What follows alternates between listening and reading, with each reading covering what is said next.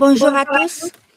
Good morning, everyone. I'd like to welcome everyone in the courtroom, as well as those who are listening in from outside the courtroom. Court officer, please call the case.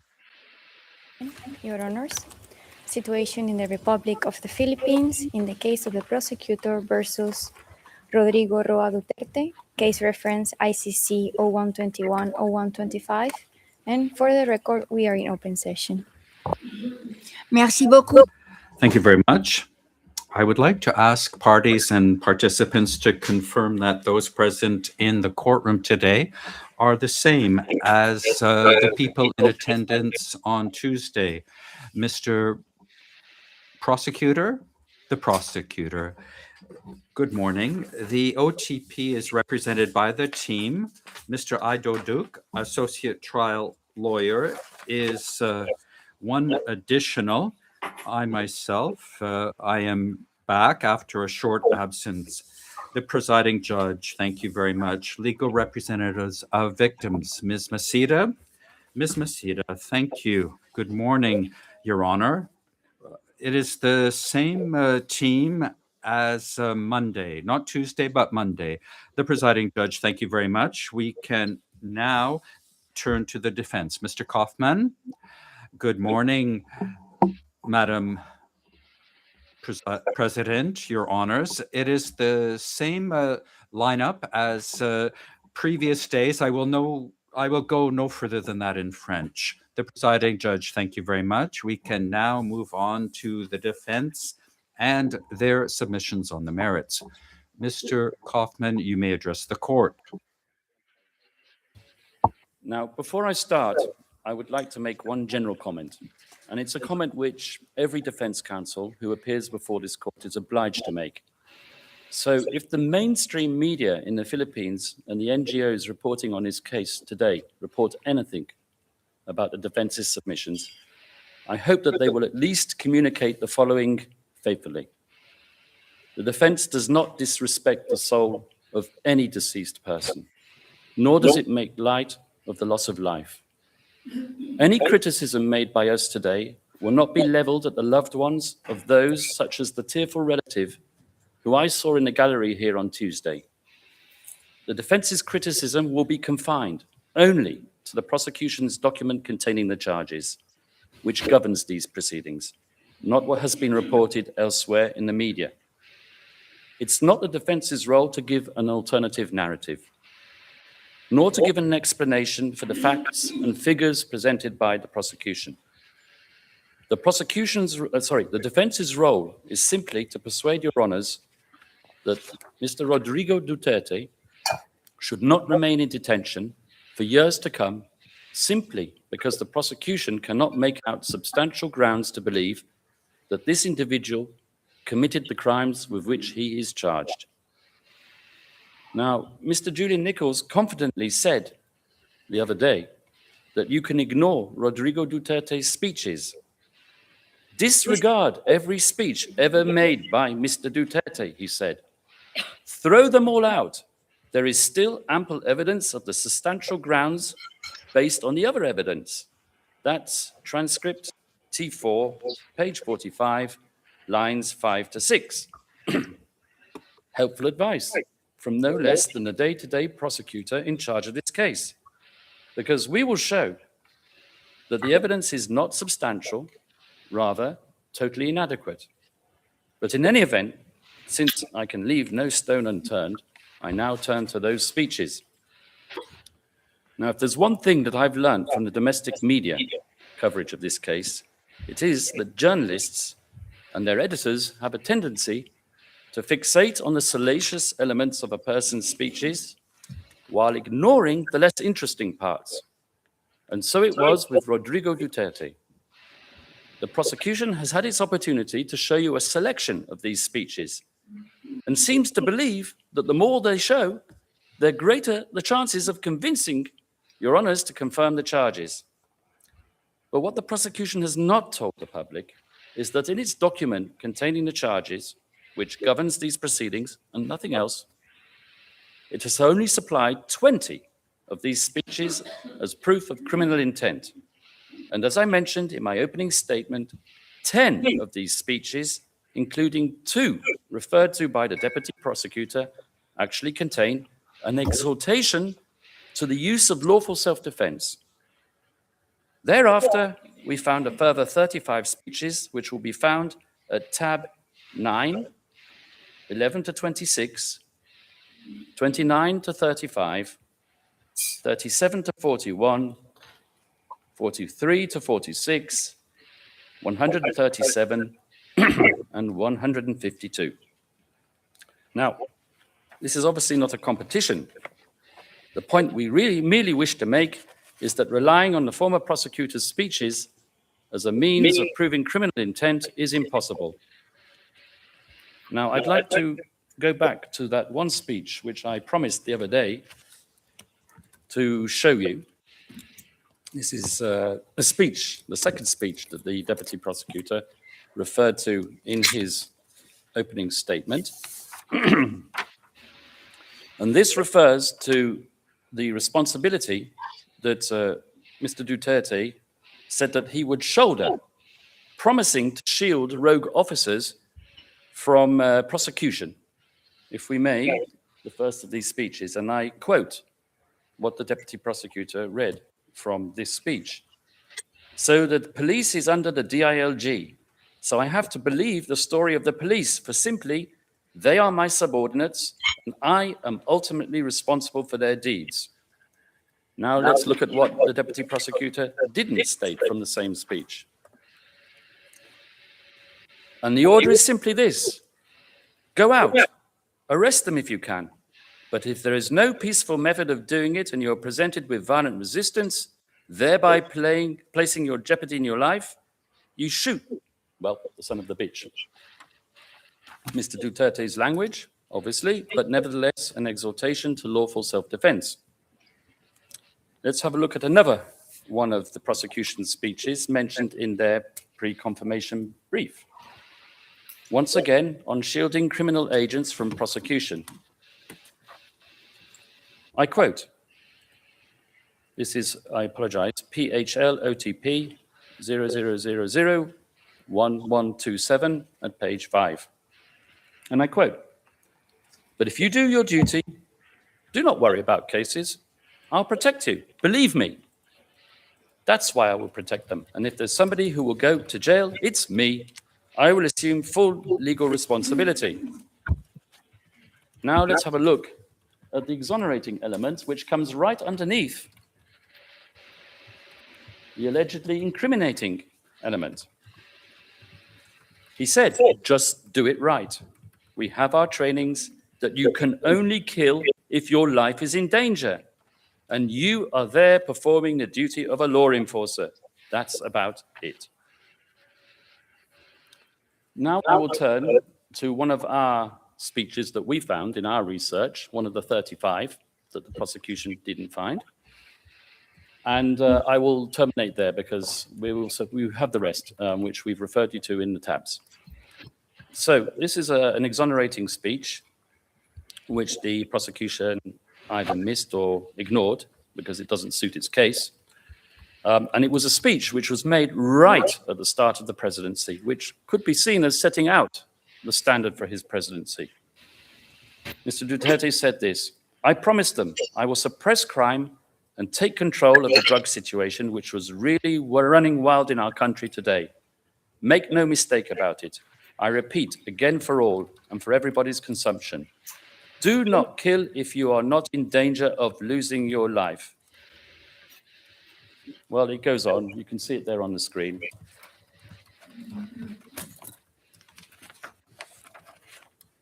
Well, of course, the prosecution knows that we are going to argue that many of these speeches, in fact, the majority of these speeches, I would say, contain this exhortation to the lawful use of self-defense. And the learned counsel, Mr. Edward Jeremy, for the prosecution, tried to get around the problem by inventing the novel concept of the elastic mouth, which out of one side emanates the nasty truth, while out of the other side issues the supposedly disingenuous advice for the police to act in self-defense. But I ask your honors and the people of the Philippines listening in today, how many times did you hear the former president state at the beginning of any address that he had the speech of 2 pages prepared, but to his regret, it didn't come from the heart? And then he would proceed to speak at length, sometimes for an hour or more, in his own uniquely colorful and crusty language, exposing his homespun theories on crime control, swearing a bit here, boasting a bit there, and generally delivering a speech more akin to Finnegan's Wake than a Gettysburg Address. That does not suggest crafty design, hinted at by Mr. Jeremy, quite the opposite. Mr. Jeremy's resort to the say one thing, mean another thing theory is complete supposition. It is not a legitimate argument because it implies that one cannot rely on anything coming out of Mr. Duterte's mouth. And that does not help the case for the prosecution at all. Well, that's about it for the speeches. I'll now turn to crimes against humanity and the contextual elements. And here I would like to start off by addressing the requirement that the acts of murder alleged be committed as part of or in themselves constitute a widespread or systematic attack. The second requirement is that these acts of murder be directed against the civilian population. With respect to the unique ICC requirement of an organizational policy, I would suggest that this concept has been conflated with the common plan, and as such, I shall address the matter later in my submissions. So, to start by reference to the widespread or systematic nature of the attack, I would like to draw your honor's attention to the fact that count 1 contains 9 incidents of murder in one city, Davao, hardly widespread. Ms. Robin Croft, in her submissions yesterday for the prosecution, Tuesday, told you that the widespread nature of count 1 was evidenced by the multitude of bodies in a quarry, a mass grave. Well, the prosecution and the authorities in the Philippines have had years to continue its investigations since the judicial warrant was reimposed. I mean, they could have dug up the entire city of Davao, but all they have managed to bruise the prosecution on the matter is a reference to Leila de Lima in a Senate committee where she talks about the discovery of a few human remains which could have belonged to World War II Japanese soldiers. The same goes for another witness's outlandish assertion that bodies were thrown into the sea off the coast of Davao. Well, the whole Gulf could have been dredged, but not one executed corpse has surfaced.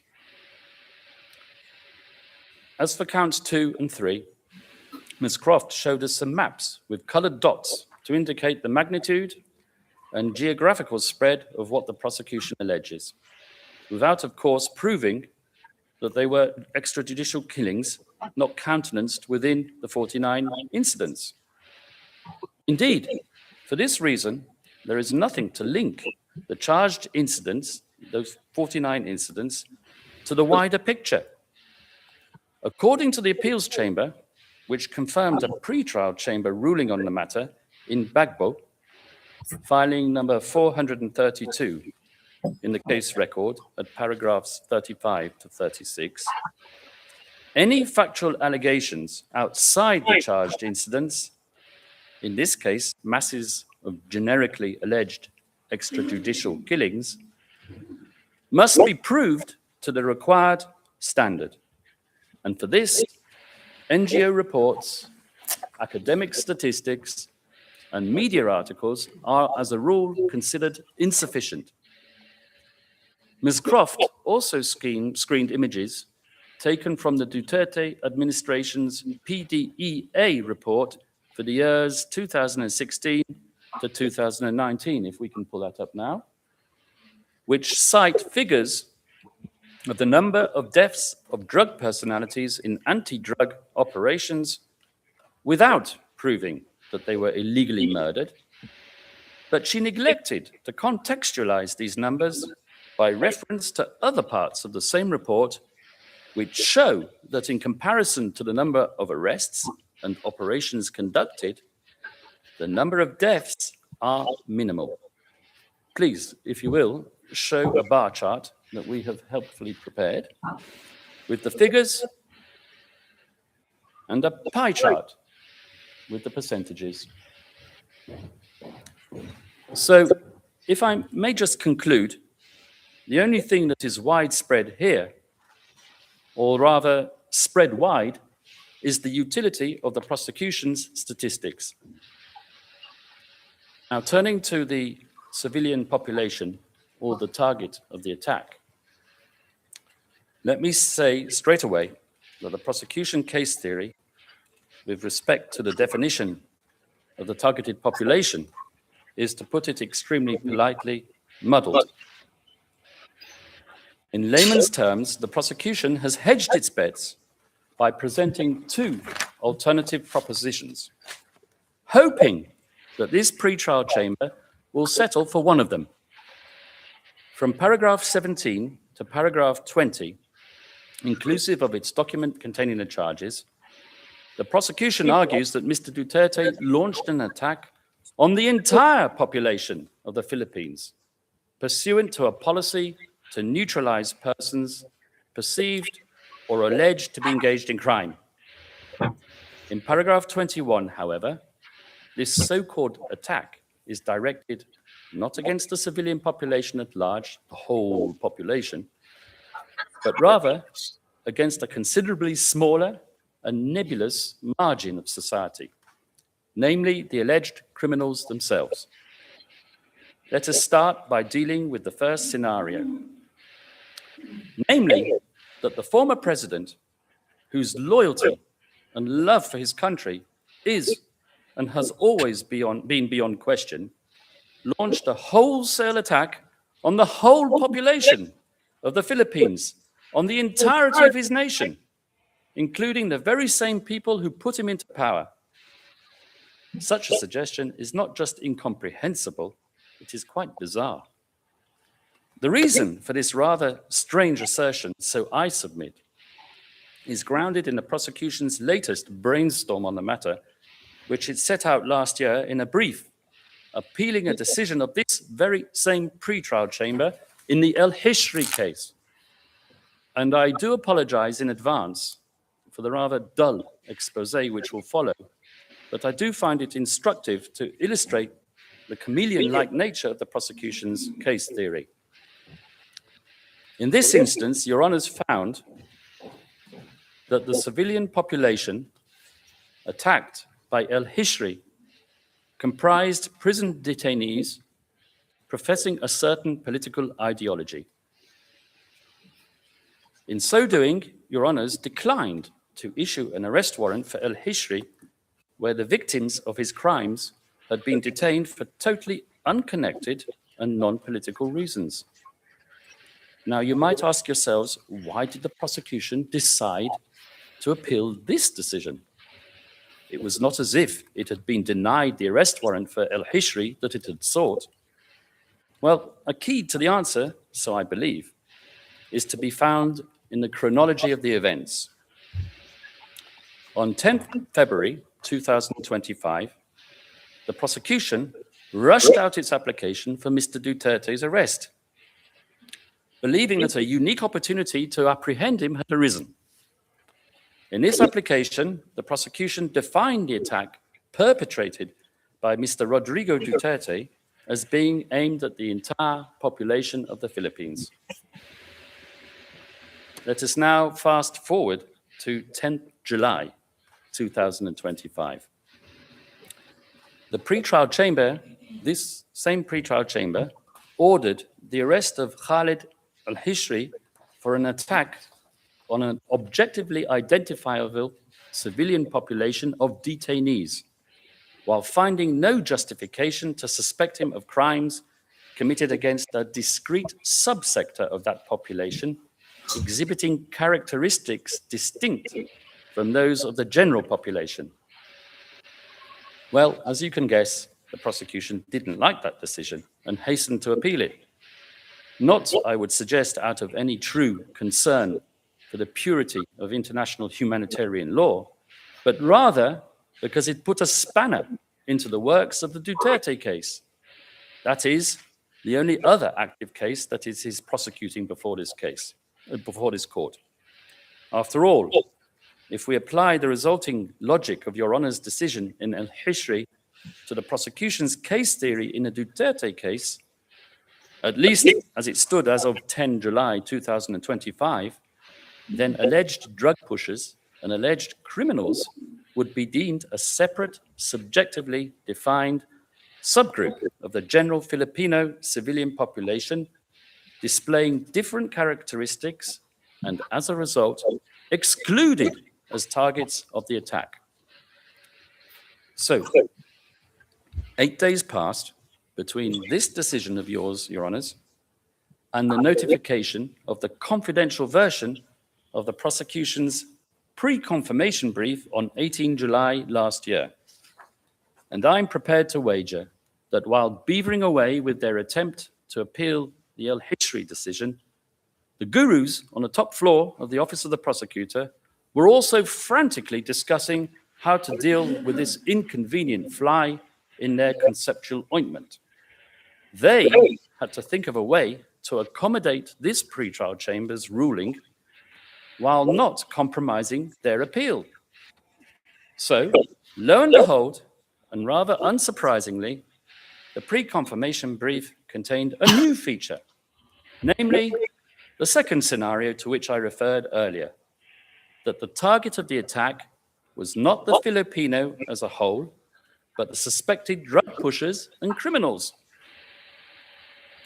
Now, even if the former president did promulgate an organizational policy of eliminating suspected criminals and drug pushers, which he most definitely did not, this policy did not and could not constitute an attack directed against a clearly definable civilian population. Firstly, the segment of society victimized cannot be said to display objective characteristics distinguishing them from other members of society and thus rendering them susceptible to an attack. After all, how does one define a suspected drug pusher or suspected criminal for the purposes, let us say, of count one, where there were no HVTs or high-value targets or PRRD lists or kill lists or what have you? It is not as if criminals have identifying features such as a shifty look or a 5 o'clock shadow or a sack marked swag. In other words, the definition suspected drug pusher or suspected criminal entails the exercise of discretion on the part of the perpetrator implementing the organizational policy. It is a shifting and mutable concept. It is a subjective determination. In our submission, there has to be, at the very least, an objectively discernible characteristic which unites the members of the targeted group such that they can be deemed a civilian population for the purposes of the attack. Leaving the determination of membership of a civilian population to the people who pulled the trigger introduces a degree of random selection, and as cited quite clearly in the Al-Hassan confirmation decision at paragraph 149, the prosecution must prove that the attack was not directed against a limited group of randomly selected persons. This ruling, Your Honours, was the expression of the law as it had stood for many years, ever since the decision authorizing an investigation in the Kenya situation, where at paragraph 81, the pretrial chamber defined a civilian population as a group sharing, and I quote, distinguishing features, and added as follows, and I quote again, the prosecutor will need to demonstrate to the standard of proof applicable that the attack was directed against the civilian population as a whole and not merely against randomly selected individuals. So let us ask ourselves whether the alleged attack in this case was directed at the population as a whole or at a subjectively defined subgroup of perceived or alleged criminal offenders. The minute the distinguishing features of the civilian population in question are defined through the application of subjective criteria, the targeting process becomes completely random. The targeted civilians are perceived criminals, but perceived to be so by whom? Is it not the case that one man's despicable criminal is another person's righteous saint? In fact, have we not heard from the civil society that many of the victims were not drug pushers or criminals, but innocent members of the local community? To me, and as a matter of logic, it would appear that the targeted population in the Duterte case was selected randomly, even according to the prosecution's own witnesses, who talk about quotas of neutralization that had to be met, and their motives for target selection, which had frequently nothing to do with suspected criminality, but rather personal vendetta, or on one occasion, just because the victim had cheated at cards.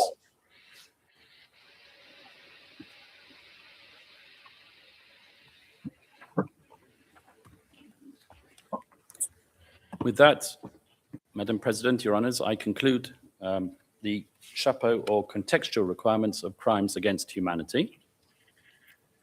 And I will now turn to the modes of liability or means of perpetration. Now, I have racked my brain for many a month pondering one question. If Rodrigo Duterte was so shamelessly brazen as to broadcast his murderous intent in public ever since he was the mayor of Davao, why did it take the ICC prosecution almost 4 years to open an investigation after Rodrigo Duterte pulled his country out of the International Criminal Court? After all, why did the ICC prosecution not just save itself all the hassle of its jurisdictional problem, a fundamental issue that still plagues it and remains to be resolved by the appeals chamber? We won't talk about that today, obviously. But why did the prosecution not seek to initiate its official investigation within the 1-year withdrawal period, especially given the fact that Mr. Karim Khan, the victim's representative embedded in the role of chief prosecutor, had received judicial authorization to interview at least one of the criminal cooperating witnesses substantiating the crimes of the Davao mayoral period? Well, for me at any rate, it didn't take too long for the penny to drop. As I mentioned in my opening statement, the prosecution knows that it is not enough simply to assert that Rodrigo Duterte said outrageous things and that deaths occurred. And so, as a result, he must be criminally responsible. There is a requirement for what is called a causal nexus. The prosecution has to show which one of Duterte's statements, orders, or commands were given to a specific individual who then went out and pulled the trigger or communicated the command to someone else who also went out and pulled the trigger, killing one of its 78 identified victims.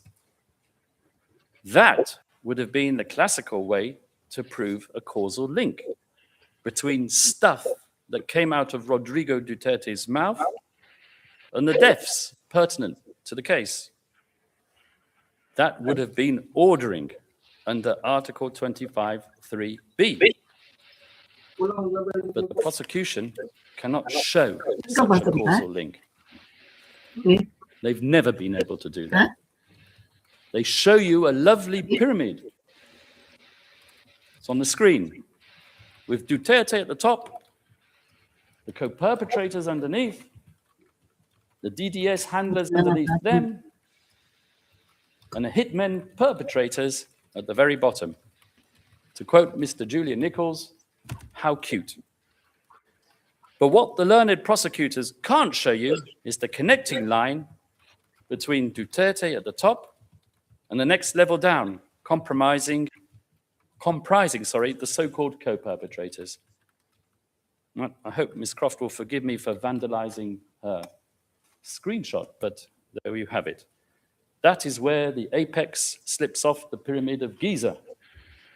The most they can do is allege that they're cooperating witnesses who pulled the trigger and whose credibility is about as worthless as a devalued peso, understood that killing is what Duterte would have wanted, or that they had no choice but to comply because that was what was expected of them by their handlers, or other such similar expressions of a totally subjective sense of obligation.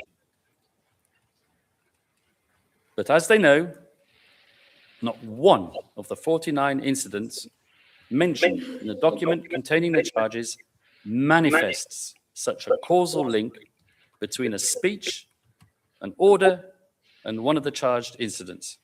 I will state it for the record. In fact, I will state it a number of times during my submissions. There is no smoking gun in this case.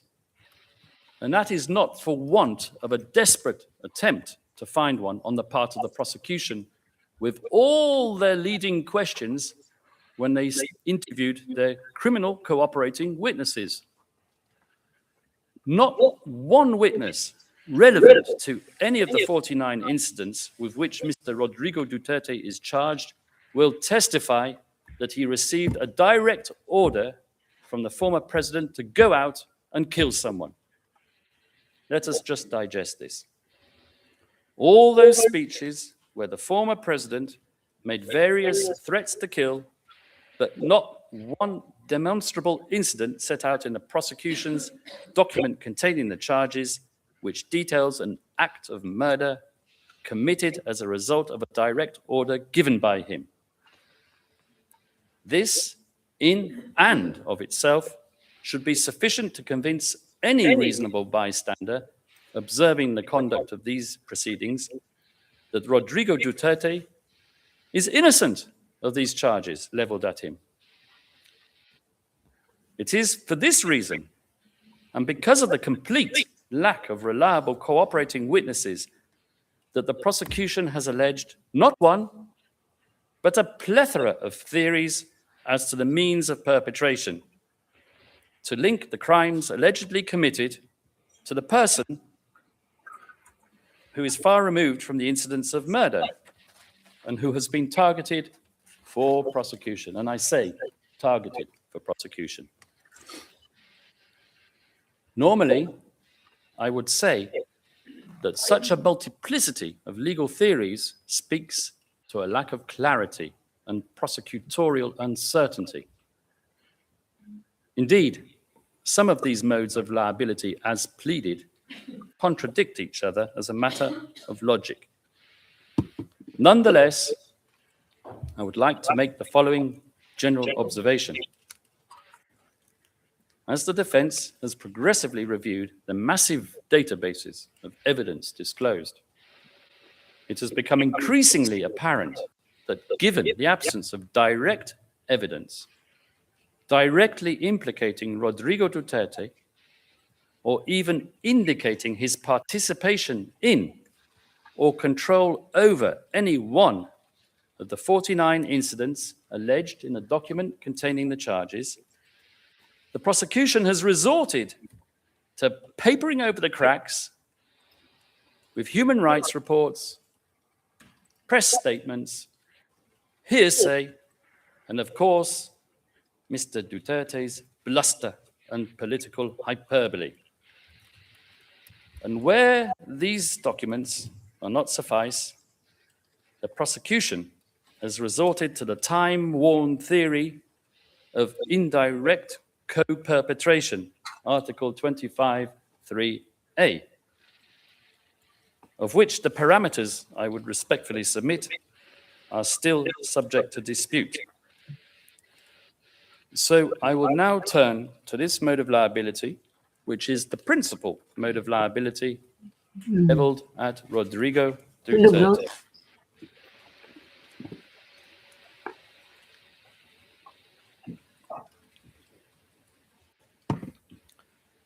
As we all know, in order to prove criminal liability through indirect co-perpetration, there is a need to show a common plan upon which the suspect and his co-perpetrators, because you need co-perpetrators for indirect co-perpetration, a plan on which they mutually agreed.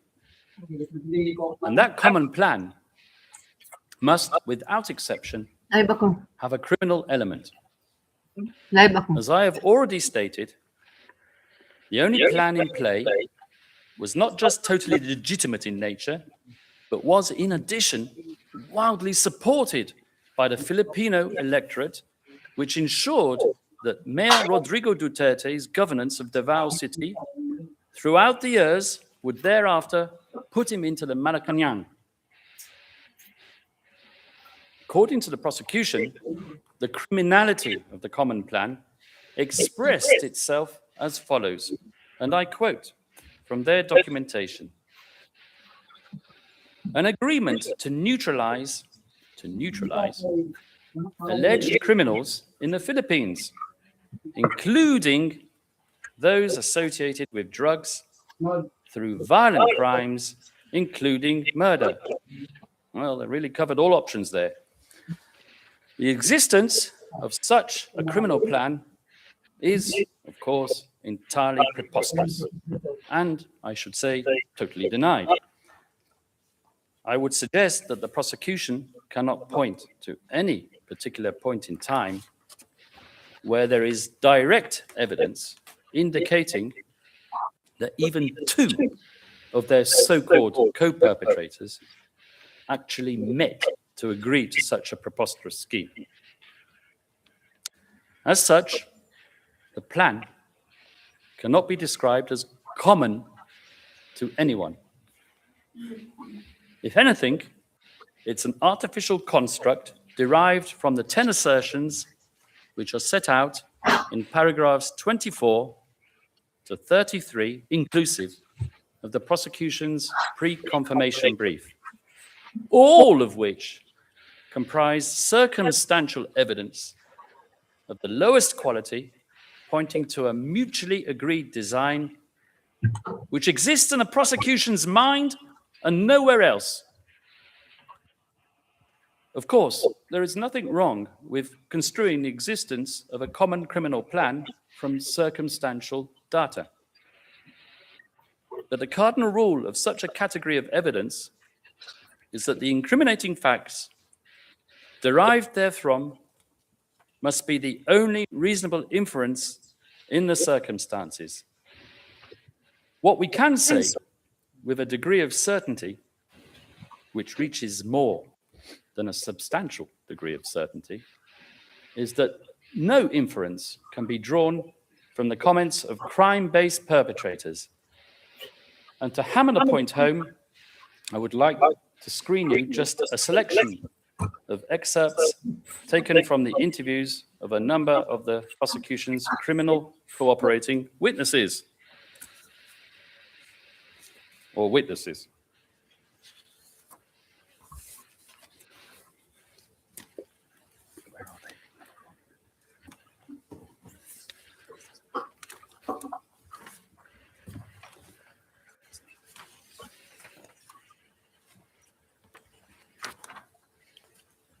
Interviewee: at least more or less than 10 buy-bust operations. Where somebody was shot, asked the interviewer. Yes, sir. Interviewer 1. Okay. And on those 10 occasions, was the shooting justified? Interviewee, yes, sir. Number 2. So if he shot at us, we would also shoot back. But if he were to stab at us with a knife, then we wouldn't.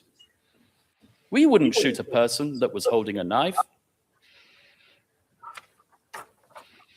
And the third one, witnesses who said, the PNP never said kill those people.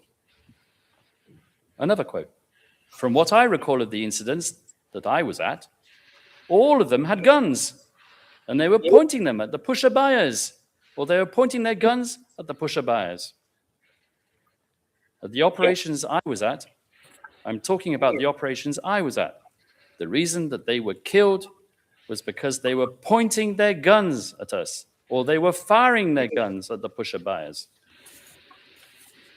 That's from the prosecution's own witnesses.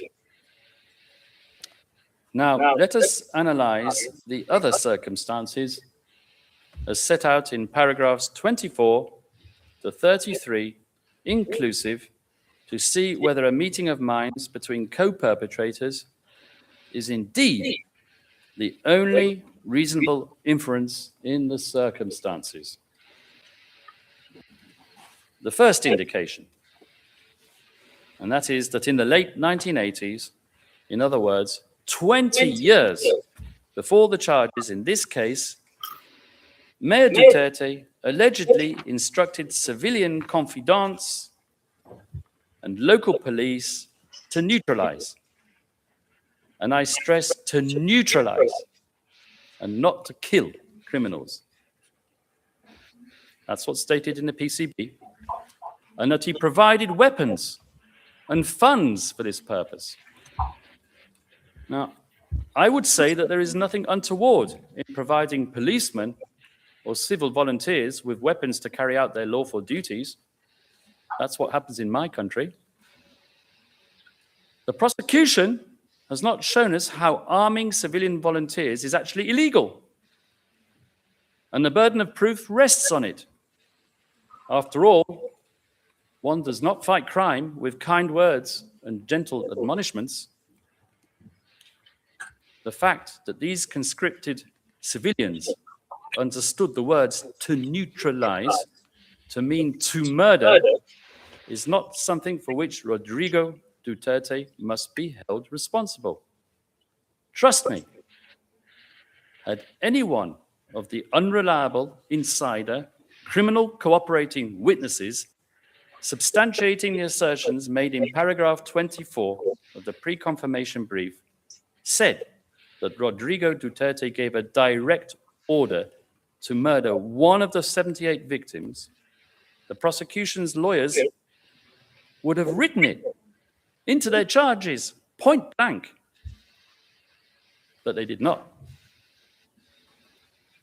And furthermore, any false allegation made by cooperating criminal witnesses made years before the charged incidents and without the time frame of the case does not constitute pattern or similar fact evidence indicating a predisposition to murder criminals. Accordingly, the allegations concerning the activities of the so-called Davao Dev Squad, formerly the so-called Lambada Boys, are irrelevant both to proving a criminal plan and that such a plan, more importantly, was common to any of the so-called co-perpetrators mentioned in the document containing the charges and released a few days before the confirmation hearing in a lesser redacted version of the PCB. Now, thinking like a prosecutor, I would say that the reason why the prosecution has fixated naputol.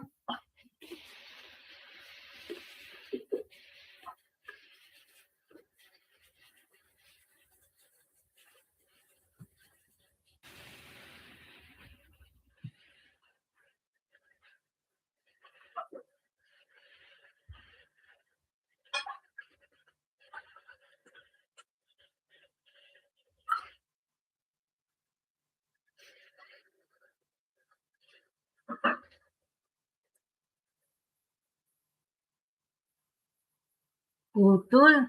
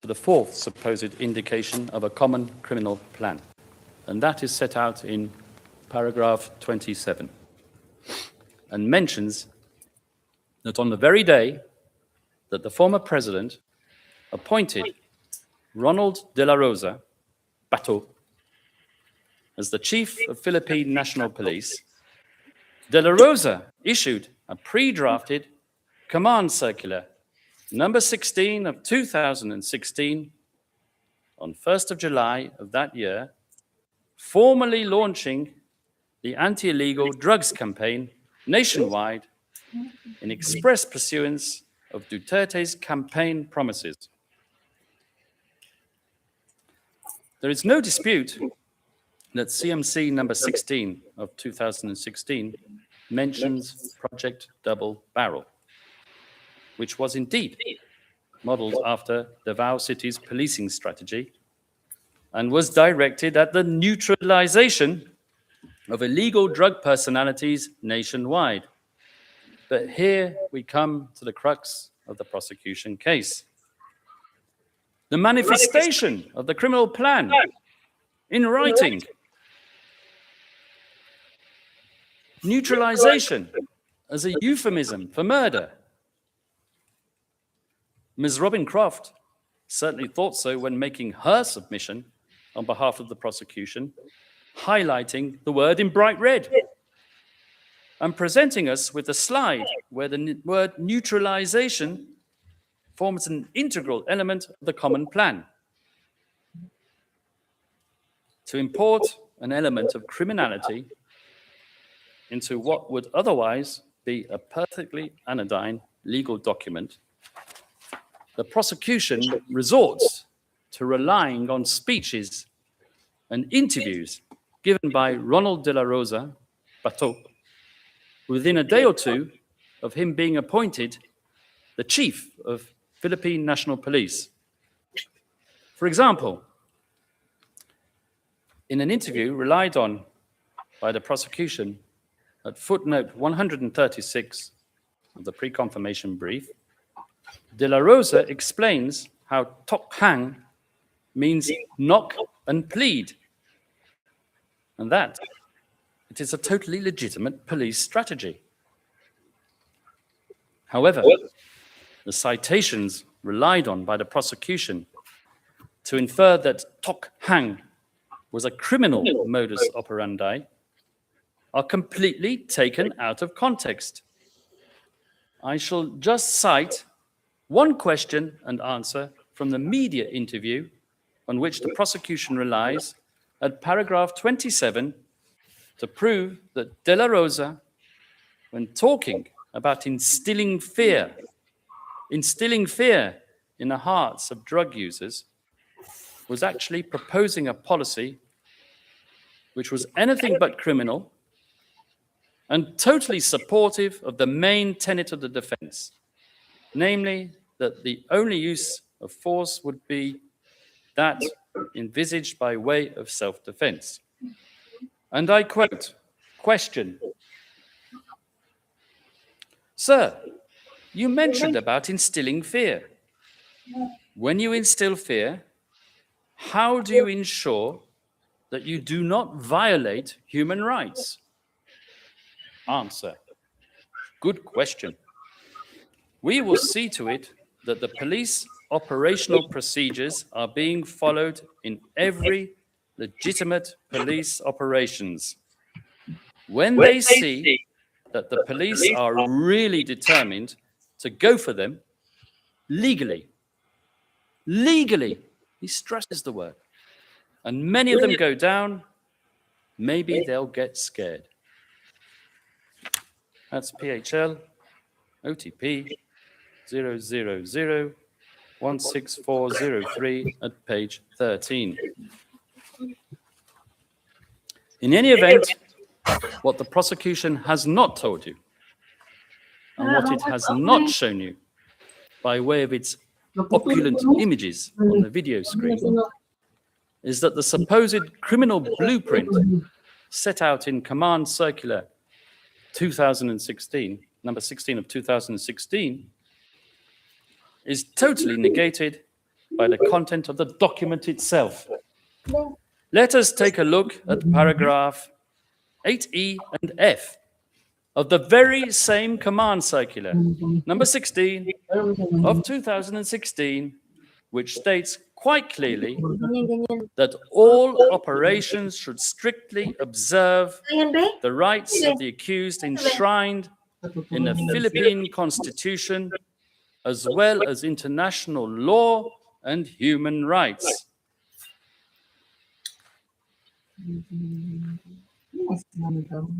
I ask you, did Mr. Edward Jeremy, counsel for the prosecution, in his very eloquent and gilded address, not screen this part of the Command Circular? After all, this Command Circular, as elaborated by Ms. Robin Croft, was the very essence of his criminal common plan, in writing. This is the basis, so Mr. Jeremy stated, for the criminal agreement to kill high-value targets. And if that were not enough, the lawfulness of Command Circular 16 of 2016 was reiterated 3 weeks later on 22 July through the initiation and issuance of PNP Investigative Directive number 12 of 2016, which set out additional policies and guidelines in the conduct of double barrel. I think there, Madam President, if I may, we can take a break, obviously with your permission. Bien sûr, maître, je vous remercie, Captain, je vous remercie beaucoup. Thank you, Council. Thank you very much. If you can also indicate the numbers of the documents that you have referred to, that will be good. Thank you very much, says Judge Motok. We will take a break now and resume at 11:30. Thank you very much.